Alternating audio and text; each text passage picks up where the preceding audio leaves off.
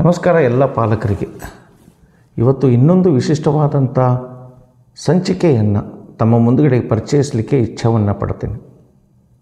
ಹಿಂದಿಯನ್ನು ಕೂಡ ನಾವು ವಿಶಿಷ್ಟವಾದಂಥ ಭಾಷೆಯಾಗಿ ಪರಿಗಣಿಸಿ ಅದನ್ನು ಕೂಡ ಮಕ್ಕಳಿಗೆ ಕ್ರಿಯಾತ್ಮಕವಾಗಿ ಮತ್ತು ಕಲಾತ್ಮಕವಾಗಿ ಒಂದು ವಿಶಿಷ್ಟ ಪ್ರಾಯೋಗಿಕ ಪದ್ಧತಿಯನ್ನು ಉಪಯೋಗ ಮಾಡಿ ಮಕ್ಕಳಿಗೆ ಕಲಿಸುವಂಥ ಪ್ರಯತ್ನವನ್ನು ಮಾಡಿದ್ದೇವೆ.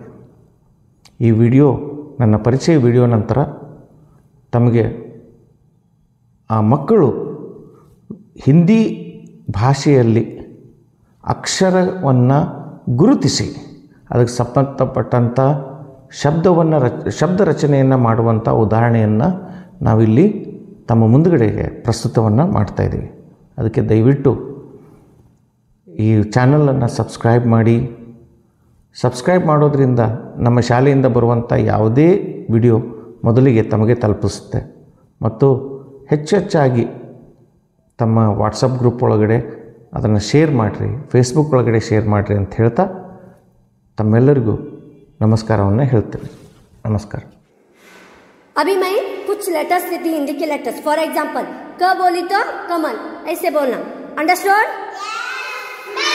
Shall we start?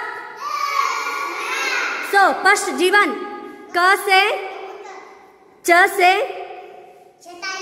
ज से, ट से, म से, य से, हाँ, न से, नल.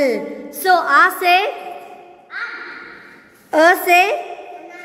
Okay, very good. Class for then.